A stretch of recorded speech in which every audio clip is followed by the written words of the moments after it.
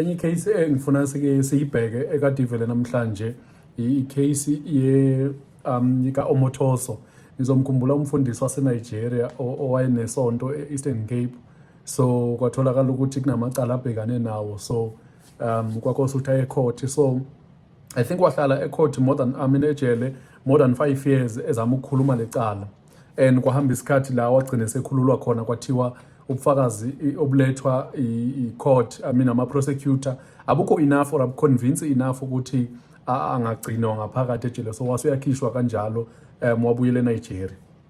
Now, and okunye kumele ukunotice that ayinguye yedwa uTim Omothoso obhekane nalecala, but kunamantombazana awu2 asebenzisane nawo, or i-state esithi usebenzisana nawo. Yokuqala intombazane uLusanda Sulani noZukiswa Sitho. Lamantombazana uzwanotice nje ecourt ukuthi ahlale enaye Omothoso. It's not because bayamsupporta, but it's because of bahamba icase eyodwa. So uzokhumbula ukuthi uOmothoso uchargwe ngamacala awu4. Elokuqala icala lokurepa, ukudlengula, icala le-racketeering, ukwenza ubugebengu obu-organized, obuhlelekile, and icala le-sexual assault, ukuhlukumeza abantu ngokocansi, kanye ne-human trafficking, ukuvalela abantu endlini ngenhloso yokuthi ubahlukumeze. So la kwi-human trafficking-ke sithola ukuthi i-state city wayethatha amantombazane instead of ukuthi ekhaya ewahlalisa esontweni ngendlela zokuthi uzowahlukumeza, mhlawumbe acela i-massage, then i-massage igcina isingenye into, and futhi namacala rape kutholakala ukuthi enzeka khona lapho. So nizokhumbula ukuthi yathi icourt mayithi ubufakazi ebuphambi kwayo abukho enough ukuthi ngamgweba uOmothoso, kwatholakala ukuthi kwatisa abantu abaningi lento le, kwazi kwangenelela i-NPA, ama-politician, nabantu nje baveza ukungajabula okuningi ngenxa yaleyo nto leyo. But ke that doesn't mean wonke umuntu against uOmothoso.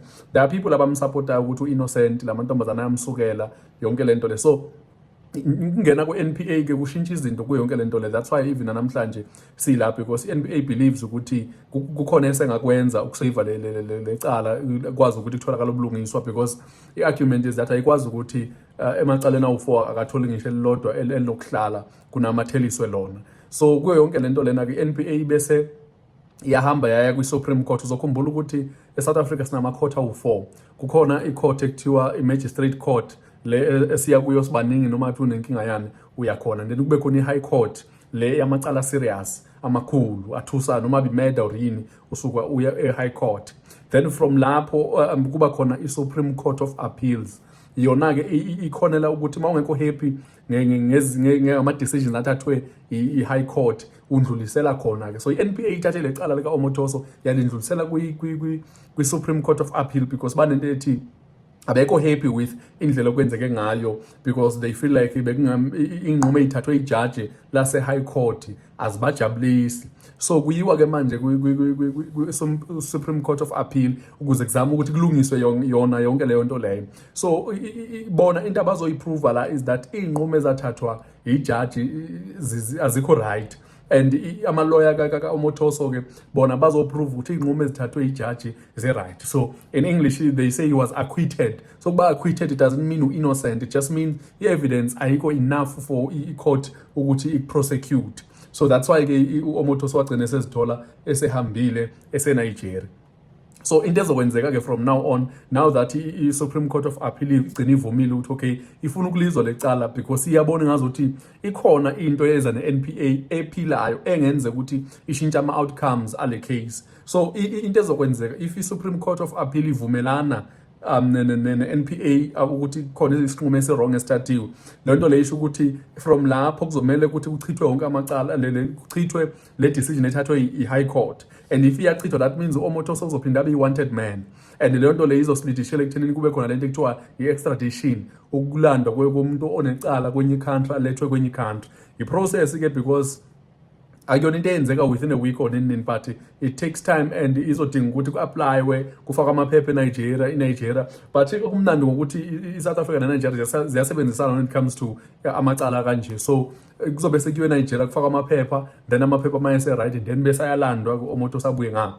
omunye umuntu mhlawumbe unento angabaleka kukancane into abaleke because ukubaleka kwakhe uzobe saba i-international fugitive, isigebengu esifuna umhlaba wonke. Lokho kuzomenza ukuthi kube nzima ukuphila ukuthi aphile ey'ndaweni ezahlukene. So the best thing ukuthi kumele abuye eSouth Africa uma i-court ivumelana, i-Supreme Court ivumelana ne-NPA. But if ayivumelana of Appeal has granted the National Prosecuting Authority leave to appeal the acquittal of Timothy Omotosho and co-accused Lusanda Solani and Zuki Swasito by the Eastern Cape Division of the High Court in Gqeberha in 2024.